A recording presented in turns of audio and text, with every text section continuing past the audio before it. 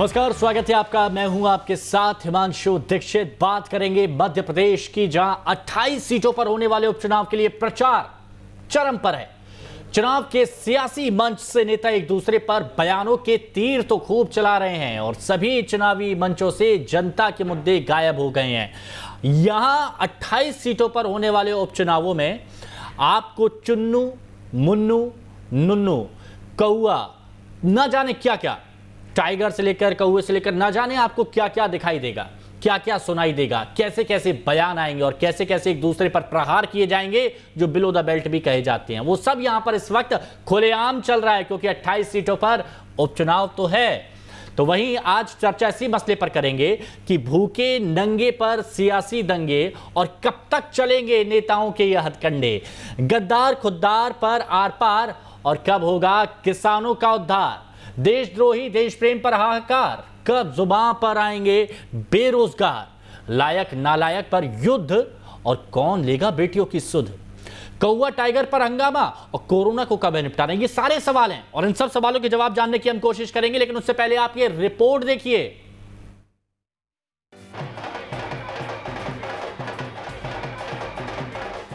मध्य प्रदेश में 28 सीटों पर उपचुनाव होना है। ये चुनाव ऐसे समय हो रहे हैं जब मध्य प्रदेश में कोरोना के केस 1.5 लाख के करीब पहुंच चुके हैं, तो कोरोना से करीब 2700 लोगों की मौत हो चुकी है। उधर उपचुनाव को लेकर कांग्रेस बीजेपी का कैंपेन शबाब पर है।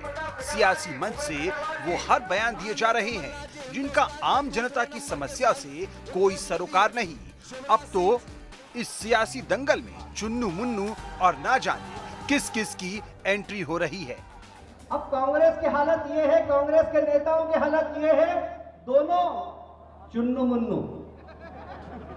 दिग्विजय जी और कमलनाथ जी, ये दोनों चुन्नू मुन्नू इतने कलाकार हैं कि जब विधानसभा के चुनाव हो रहे थे मैं भी सब दूर प्रचार कर रहा था। मैं भी देख रहा था हेलीकॉप्टर से कि चुन्नू की सभा में कितनी और मुन्नू की सभा में कितनी भीड़ है। चुन्नू मुन्नू की सभाओं में भीड़ नहीं होती थी 2018 में। अरे भीड़ नहीं होती तो 2018 में कमलनाथ जी मुख्यमंत्री कैसे बनते, प्रदेश में कांग्रेस की सरकार कैसे बनती, शिवराज जी घर कैसे बैठते। और 2018 में इन्हीं नुन्नू महोदय के पास मुन्नू को, पूरा संभाग की भाजपा को जिताने की जवाबदारी थी, लेकिन इन नुन्नू ने अपने मुन्नू को जिताने के लिए पूरी पार्टी को दांव पे लगा दिया। 37 सीटें छोड़कर ये नुन्नू महाराज अपने मुन्नू महाराज को जिताने में लगे रहे। तो ये बयान आपने सुने। अब ज्योतिरादित्य सिंधिया और कांग्रेस के अजय सिंह राहुल का बयान भी सुनिए। झूठ बोले काट है, अभी मजा नहीं आया। झूठ बोले काले कौवे से डर। ज्योतिरादित्य सिंधिया काला कौवा है, कमलनाथ जी और दिग्विजय सिंह। कौवा के बारे में आप अच्छी तरह जानते हो। अभी तो कुछ ही दिन हुए हैं टाइगर से कौवा बन गए। 3 तारीख के बाद वो क्या रहेंगे, क्या बनेंगे, ये आप तय करेंगे। अब इन बयानों का आम जनता के मुद्दों से क्या लेना देना है, इसका हिसाब भी लगाइएगा। लेकिन उससे पहले अब पूर्व सीएम कमलनाथ का ये बयान सुनिए। मैं महाराजा नहीं हूँ, कोई मेरा गुलाम नहीं है, मैं मामा नहीं हूँ, मैं अपनी जेब में नारियल नहीं रखता, मैं घोषणाएं नहीं करता और मैं झूठ नहीं बोलता। मैंने कभी चाय नहीं बेची, मैं तो कमलनाथ हूं। मैंने कुत्ते की समाधि नहीं बनाई, मैंने तो मध्य प्रदेश का सबसे बड़ा मंदिर हनुमान मंदिर छिंदवाड़ा में बनाया है। तो तमाम सबूतों और गवाहों को मद्देनजर रखते हुए जनता की अदालत के लिए इस नतीजे पर पहुंचना मुश्किल नहीं कि ये उपचुनाव अब किस दिशा में जा रहा है। अब एक नजर उन फिजूल के बयानों पर जिनकी शोर में आम जनता के मुद्दे गुम हो रहे हैं। सियासी मंच से भूखे नंगे जैसे बयान आ रहे हैं, लेकिन सरकारी विभागों में 85,000 पद खाली पड़े हैं, इन पर कोई बात नहीं कर रहा। गद्दार और खुद्दार का तमगा दिया जा रहा है, लेकिन मध्य प्रदेश के 33 लाख बेरोजगारों पर सब मौन है। देशद्रोही और देश प्रेमी के सर्टिफिकेट बांटे जा रहे हैं, लेकिन इस बीच सच्चाई ये है कि मध्य प्रदेश सुसाइड के मामले में चौथे नंबर पर है। नेता एक दूसरे को नालायक और लायक का टाइटल दे रहे हैं तो इस बीच सच्चाई ये भी है कि मध्य प्रदेश दलित बच्चियों से रेप के मामले में नंबर 1 है। नेता एक दूसरे को कौवा और टाइगर कह रहे हैं, तो दूसरी तरफ एक सच्चाई ये भी है कि मध्य प्रदेश किसान आत्महत्या के मामले में देश भर में चौथे नंबर पर है। कोई किसी को चुन्नू तो कोई किसी को मुन्नू कह रहा है, जबकि कोरोना के बढ़ते केस पर सभी मौन हैं। मध्य प्रदेश में जैसे जैसे उपचुनाव की तारीख नजदीक आ रही है, वैसे वैसे न सिर्फ भाषा का स्तर गिरता जा रहा है, बल्कि लोगों की समस्याएं, उनके मुद्दे पीछे छूटते जा रहे हैं। ऐसे में सवाल उठता है कि भूखे नंगे पर सियासी दंगे कब तक चलेंगे ये हथकंडे? गद्दार खुद्दार परार पार, कब होगा किसानों का उद्धार? देशद्रोही देश प्रेम पर हाहाकार, कब जुबां पर आएंगे बेरोजगार? लायक नालायक पर युद्ध, कौन लेगा बेटियों की सुध? कौवा टाइगर पर हंगामा, कोरोना को कब है निपटाना? Team news state. तो जो 2018 में भी आपने नहीं सुना था, वो भी आप इन उपचुनावों में जरूर सुन रहे होंगे। ठीक है, नेताओं की आदत है, एक पूरब में जाएगा, एक पश्चिम में जाएंगे, भूखे नंगों की बात यहां पर कर ली जाएगी, कौवों की बात कर ली जाएगी, शेर की बात कर ली जाएगी, कुत्तों की बात कर ली जाएगी, चुन्नू मुन्नू नुन्नू की बात कर ली जाएगी, लेकिन मुद्दे की बात नहीं करेगी। और मुद्दे की बात कौन करेगा? न्यूज स्टेट करेगा। और आज हम वो सवाल पूछेंगे कि मुद्दे कहां गए। यहाँ पर कुछ मेहमान हमारे साथ मौजूद हैं, आपका तारुफ हम उनसे करा देते हैं। श्रवण गर्ग जी, वरिष्ठ पत्रकार, इस चर्चा में हमारे साथ शामिल हैं।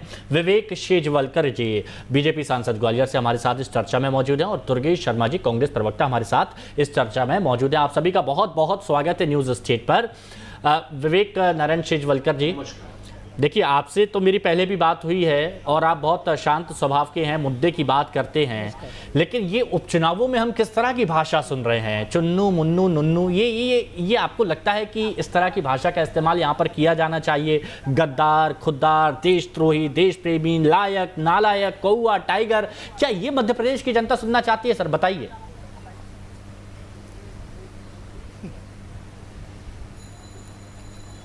देखिए, सही बात तो ये, जब कोई दो लोग बहस करते हैं, लड़ते हैं, और जब कोई मुद्दे नहीं होते हैं तो गाली गलौज पे उतर आते हैं। और मेरा मानना है कि जो कमज़ोर हैं, जिनके पास मुद्दे नहीं है, उन्हीं को ये सब करने की ज़रूरत है। और जनता इस पर बिल्कुल भरोसा नहीं करती। जनता चाहती है चुने उनको जो काम करें। और मेरा तो मानना यही कि इनसे कोई जनता को कोई फ़र्क नहीं पड़ता।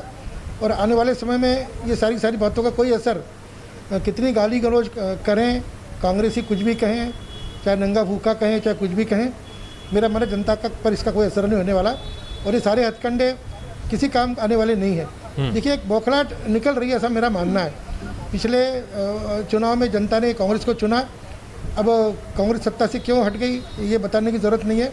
और जो बौखलाहट है, वो बौखलाहट अब इनकी निकल रही है। और मेरा मन है जितने बौखलाएंगे उतनी जनता के और क्लियर होते जाएंगे फंडे। और मुझे पूरा भरोसा है कि आने वाले समय में जनता इसका जवाब देगी। नहीं, बहुत अच्छी बात आपने शेजवलकर जी कही है। जब मुद्दे नहीं होते तो उस तरह के असभ्य शब्दों की इस्तेमाल यहाँ पर कर लिया जाता है, क्योंकि आपके पास डिक्शनरी में ऐसे अच्छे शब्द ही नहीं जो आप यहाँ पर रख सकें, तो आप ऐसे शब्दों का इस्तेमाल कर लेते हैं। अच्छा, मैं ये जानना चाह रहा हूँ कि ये अब कैलाश विजयवर्गीय जी तो बहुत बड़ी उनके ऊपर जिम्मेदारी है, बंगाल तक में उन्होंने बीजेपी का झंडा गाड़ा है, लेकिन यहाँ पर जो इस तरह के शब्द, ये चुन्नू हैं, ये मुन्नू हैं, तो ये इस तरह के शब्द आपको लगते हैं क्या ये सही हैं, इस्तेमाल करना चाहिए? आपके पास मुद्दे, आप मुद्दे पे बात कर सकते हैं ना?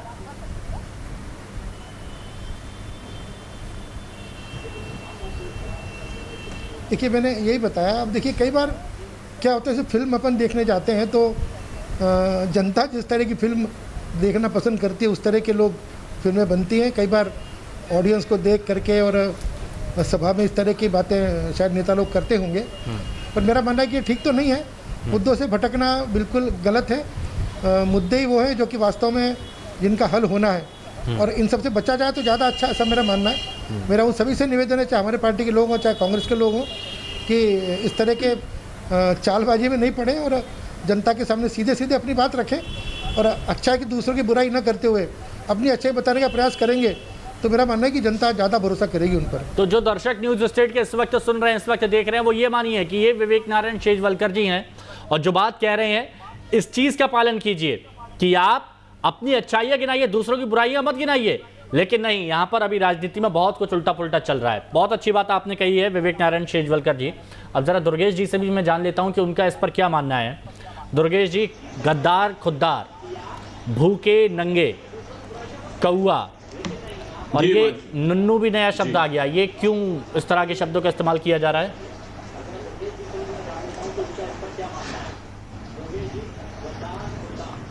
आदरणीय अभी सेजवरकर जी की बातें सुनी, उन्होंने ही 2 बारों में पलट गए। पहले उन्होंने कहा कि जनता के लिए मुद्दों पर बात करना चाहिए, फिर कहने लगे फिल्म जैसी हो वैसा बोलना चाहिए, जनता जैसा चाहती है वैसा सुनना चाहिए, पर जनता ये नहीं चाहती। और मेरी पार्टी इस बात को लेकर चल रही है कि जनता के लिए क्या करना है। हम मुंह जवानी बात नहीं कर रहे हैं, हमने ये दस्तावेजी प्रूफ दिया है। हर विधायक का, हर विधानसभा का हमारा एक अपना वचन पत्र है। जितने विधायक लड़ रहे 28 के 28 का वचन पत्र है। ये मैं आपको दिखा दिया, 4-5 वचन पत्र मैंने आपको सामने रख दिए। सारे अलग अलग क्षेत्र के अलग अलग विधायकों के वचन पत्र हैं। तो हम सिर्फ वचन पत्र के साथ में जा रहे हैं। जो हमारा प्रत्याशी है उसकी जवाबदेही क्या होगी, जीतने के बाद वो आपके लिए क्या करेगा और आपकी क्या आवश्यकता है, उसको हमने ध्यान में रखा है। तो ये भी वचन पत्र में था क्या दुर्गेश जी? दुर्गेश जी ये भी वचन पत्र में था क्या? पार्टी की कथनी और करनी की।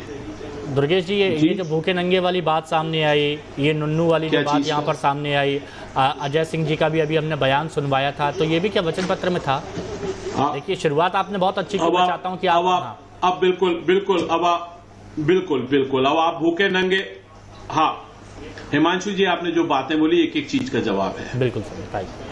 भूखे नंगे पर मेरे साथी कांग्रेस के किसान नेता ने स्पष्ट शब्दों में बोला कि भारतीय जनता पार्टी के माननीय शिवराज सिंह चौहान जी भूखे नंगों को अपने जो वो प्रस्तुत करते हैं। आज शिवराज सिंह चौहान जी ने कहा कि हाँ मैं गरीब, मैं भूखा, मैं नंगा, अपने आप को प्रस्तुत ऐसे ही करते आ रहे हैं। वो सत्यता क्या है? क्योंकि आप स्पीच को पूरा सुने, मेरे पास है, मैं सुना सकता हूं, पर उसके लिए बहुत समय लगेगा और आपके पास भी है, आप भी सुना सकते हैं। उसके बाद माननीय मेरे नेता ने बताया कि वे अपने आप को भूखा नंगा सिद्ध करते हैं, पर सत्यता यह है कि उनके पास करोड़ों अरबों रुपए की संपत्ति है। उनका बेटा करोड़ों के फूल बेचता है। किसान का 24 रुपए लीटर दूध मध्य प्रदेश में खरीदा जा रहा था और शिवराज सिंह चौहान के मुख्यमंत्री रहते उनका बेटा 70 रुपए लीटर दूध बेच रहा था, गाय का दूध। तो ये जो दोयम दर्जे का व्यवहार किसानों के संग था, उसको उसने मेरे साथी ने स्पष्ट बताया। पर भारतीय जनता पार्टी का चरित्र शब्दों को खेलना चाहिए या कट पेस्ट करके मीडिया में प्रचारित करना। अच्छा, तो आपने ये लेकिन फिर वो जो गुर्जर साहब बोल रहे हैं, दिनेश भाई, फिर जो दिनेश भाई बोल रहे हैं कि भूखे नंगे परिवार के नहीं है, तो मतलब ठीक है, परिवार को क्यों खींचना? तो ये आपको इसमें कुछ गलत नहीं लगता है? मतलब आपका कहना वो बिल्कुल ठीक था, अपने हिसाब से खुद कहते हैं शिवराज। ये गलत क्या बोला हिमांशु जी? गलत क्या बोला हिमांशु जी गलत क्या बोला? शिवराज सिंह चौहान भूखे नंगे परिवार के नहीं हैं, वे समृद्ध परिवार के हैं। करोड़ों रुपए का उनका इनकम टैक्स बेटा सबमिट कर रहा है, खुद कर रहा है। परिवार के बच्चे अमेरिका में और विदेश में, तो मतलब ऐसे तो अगर जो भी कहता है, नहीं, अगर ऐसे दुर्गेश जी, फिर तो यानी किसी ने भी अगर ये कहा कि मैं गरीब हूं, मैं गरीबों का साथ देता हूं, तो हक से उसे कह देना चाहिए ये तो भूखे नंगे परिवार से है, ये तो भूखा नंगा है, कह सकते हैं ये जी। फिर तो किसी को आपत्ति नहीं होनी चाहिए। नहीं, आप ये बताओ ना, कौन ने कहा, कौन की बात हो रही है? शिवराज सिंह चौहान आज यदि टैग लगा के घूम रहे हैं कि मैं गरीब हूं, तो क्या वे गरीब हैं? यही बात तो मेरे नेता ने, साथी ने बोली है। बस थोड़ा सा मेरे को फर्क यहाँ पर समझ में आया कि शेजवलकर जी ने इस बात को एक्सेप्ट किया कि ऐसा नहीं करना चाहिए।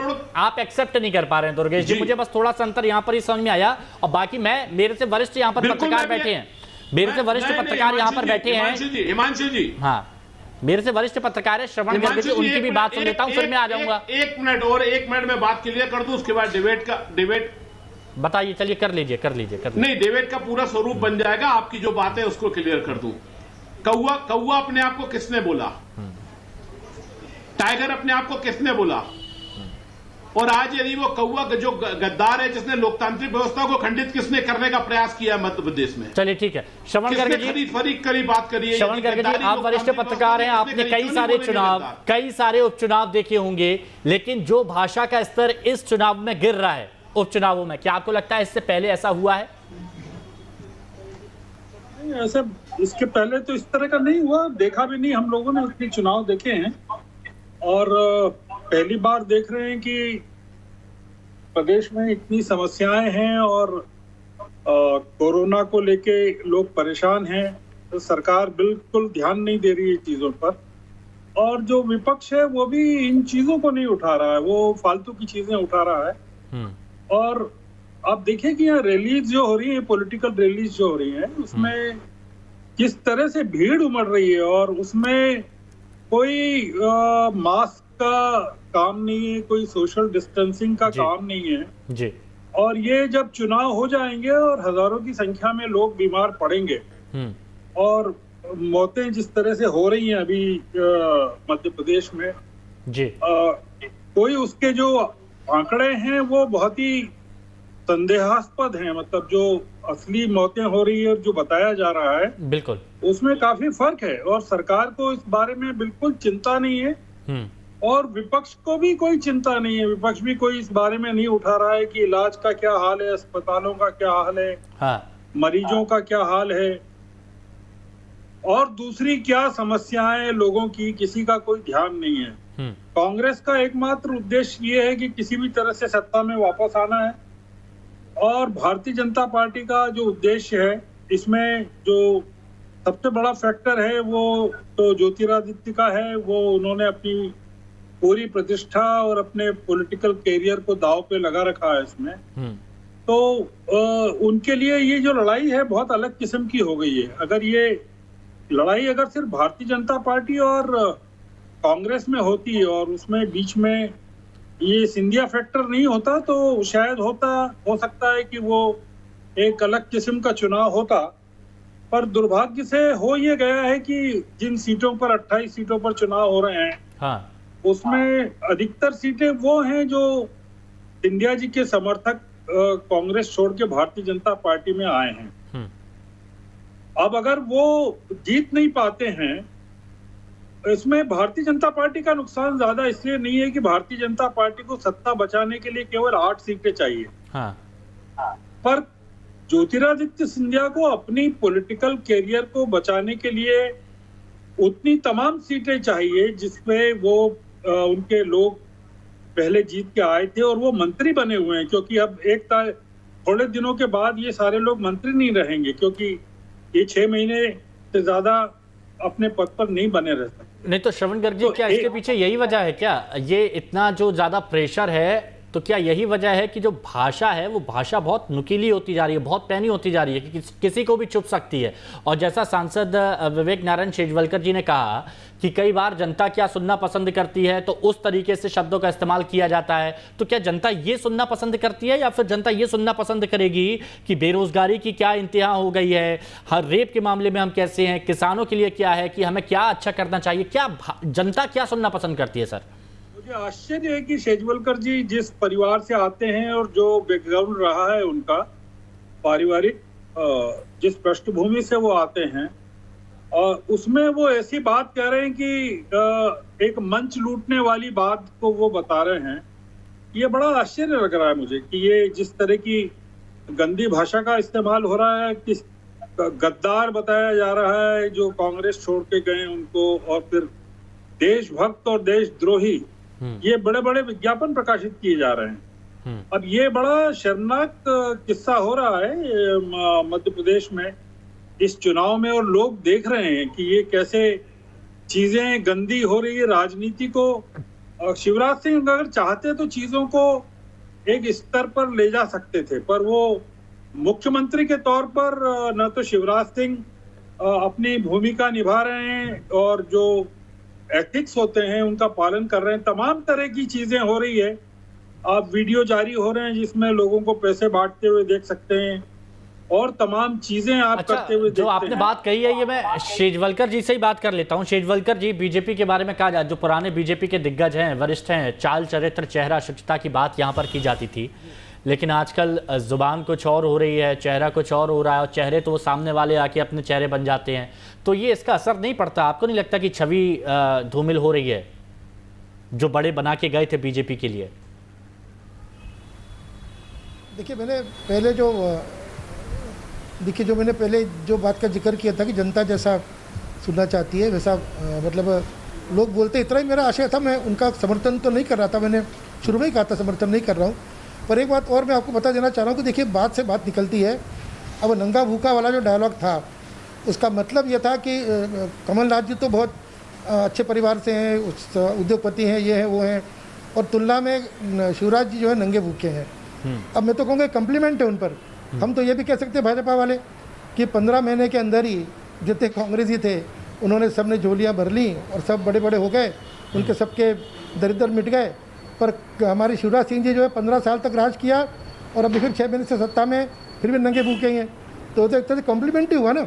तो मेरा तो मानना है कि इस तरह की बातें कई बार तो आप लोगों ने रिवर्स कॉम्प्लीमेंट में कैलाश विजय नहीं तो रिवर्स जो आप लोग जैसे कॉम्प्लीमेंट की तरफ से ले रहे हैं, तो आप लोगों ने रिवर्स कॉम्प्लीमेंट वाली बात कर दी। मतलब कि वो चुन्नू मुन्नू की सरकार, कमलनाथ और दिग्विजय की सरकार थी, तो उनको कॉम्प्लीमेंट दे रहे थे क्या आप बीजेपी? सर देखिए एक चीज नहीं है, तो एक चीज नहीं है, नहीं वो कम्प्लीमेंट वो कंप्लेंट मैंने नहीं दिया। मैं तो इसकी बात बता रहा हूँ, मैं इसकी बात बता रहा हूँ, मतलब नंगे भूखे वाली बात बता रहा हूँ। उल्टा ये उन पर ही भारी पड़ गया। तो मेरा मन है देखिए ऐसा ही होता है, अगर चांद पर थूकने की कोशिश करेंगे तो उसका परिणाम क्या होता है हम समझ सकते हैं। तो जो दूसरों को आलोचना करने की बात अगर करते हैं और इस तरह अगर बात कोई बोलता है तो उलट कर उस पर भी आ सकती है। अच्छा नहीं, अच्छा एक चीज बता दीजिए, देखिए बहुत अच्छा मुद्दा यहाँ पर उठाया था श्रवण जी ने, बहुत अच्छा मुद्दा उठाया था, उसके बाद में आगे बढ़ूंगा। मुझे बस एक बात का जवाब दे दीजिए कि आपके पास गिनाने के लिए बहुत कुछ है, आपकी सरकार इतने सालों तक रही, उसके बाद फिर आपकी सरकार आई, आप यहाँ पर ये बता सकते थे सरकारी विभागों में 85,000 पद खाली क्यों हैं, मध्य प्रदेश में करीब 33 लाख बेरोजगार क्यों हैं, सुसाइड के मामले में मध्य प्रदेश चौथे नंबर पर क्यों है, दलित बच्चों से रेप के मामले में नंबर 1 मध्य प्रदेश क्यों है, किसान आत्महत्या के मामले में चौथे नंबर पर क्यों है, कोरोना के बढ़ते केस, ये इन पर बात क्यों नहीं की आप लोगों ने?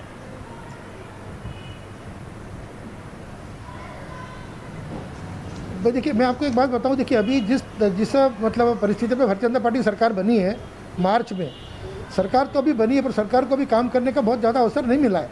और आज सबसे बड़ी चुनौती बहुत ज़्यादा टाइम तो कमलनाथ को भी नहीं मिला, उससे पहले भी आप ही की थी, भारतीय जनता पार्टी के पास है। और अभी जो कहा अभी नहीं मिला ना, वही नहीं, पर वही तो बता रहा हूँ, यही कारण तो उनकी बौखलाहट है कि जो है आज जो स्थिति बनी है उसके लिए वो जिम्मेदार है। बात बिल्कुल सही है। पर एक बात और मैं आपको बता देना चाहता हूँ कि देखिए ये जो आज चुनौती जो हमारे सामने है वो भारतीय जनता पार्टी के सामने है।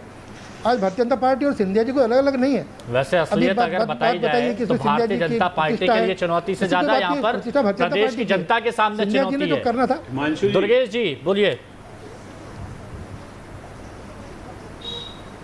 हिमांशु जी बड़ा दुर्भाग्य है कि 15 वर्ष का शासन मिलने के बाद में और 6 महीने का भी मिलने के बाद भी कहते हैं कि इनके पास समय नहीं मिला इनको, और मात्र 15 महीने की समय से मैं 15 महीने में हमसे सारी अपेक्षाएं हैं और 15 महीने में हमने पूरा प्रदेश इनके बकौल कर दिया। बाकी मैं स्पष्ट ये है कि हमने आज जो चुनाव में गए हैं, आदरणीय सेजवाल जी, मैं दुर्गेश जी मैं तो ये बोल रहा हूँ कि अगर बीजेपी की गाड़ी डिरेल हो रही है, नहीं दुर्गेश जी मैं तो ये कह रहा हूँ अगर बीजेपी की गाड़ी डिरेल हो रही है ट्रैक से, तो आप लोग भी डिरेल होंगे क्या? अगर वो मुद्दे की बात नहीं करेंगे तो आप लोग मुद्दे की बात करिए ना। आप लोग मुद्दे की बात क्यों नहीं करते हैं? अब कमलनाथ जी बोल रहे हैं मैंने किसी कुत्ते की समाधि नहीं बनवाई, मैं ये नहीं करता, मैंने चाय नहीं बेची है। हिमांशु जी पूरे मुद्दे पर बात कर रहे हैं। हिमांशु जी हम पूरे मुद्दे पर हैं। हमारा हर विधानसभा में 10 से 11 कहीं 9 पॉइंट से कृषि का है, सिंचाई है, पेयजल है, ये हमारे मुद्दे हैं। सड़क और पुल है, अनुसूचित जाति और जनजाति कल्याण है, स्वास्थ्य है, शिक्षा है, रोजगार है, उद्योग है, विद्युत है, खेलकूद है और प्रशासनिक व्यवस्था है, क्या है, ये पूरे हमारे पॉइंट्स हैं। इन पॉइंट्स पर हम क्या करेंगे ये पॉइंट्स यहाँ दिख रहे हैं, ये पॉइंट्स वहाँ नहीं दिख रहे। किसी तरह का कोई इस बीच में कांड करते हैं तो उसका जवाब देना भी लाजमी है। हाँ मैं वही बोल रहा हूँ, ये पॉइंट्स यहाँ पर दिख रहे हैं डिबेट में, चर्चा में, ये पॉइंट्स आप वहाँ नहीं दिखाते जहाँ दिखाने चाहिए। सेजवरकर जी ने भी बोला कि हिमांशु जी बात सुन लें, मैं सारे पॉइंट्स जितने हैं लिखित दस्तावेज के रूप में घर घर हम बांट रहे हैं। चलिए ठीक है, देखिए वक्त की कमी है तो विराम लगाना होगा। श्रवण गर्ग जी हमारे साथ में जुड़े रहेंगे, दुर्गेश जी और विवेक नारायण शेजवलकर जी बहुत शुक्रिया आपका हमारे साथ इस चर्चा में जुड़ने के लिए। जनता से बस इतना ही कहना चाहूंगा कि जब भी ये नेता है मुद्दे की बात करिएगा, ये डिरेल होने की कोशिश करेंगे, दौर दर जाने की कोशिश करेंगे, लेकिन आप पकड़ के मुद्दे की बात करिएगा क्योंकि ये मुद्दे आपसे जुड़े हुए हैं। रुकेंगे एक छोटे से ब्रेक के लिए, ब्रेक के बाद बात छत्तीसगढ़ की।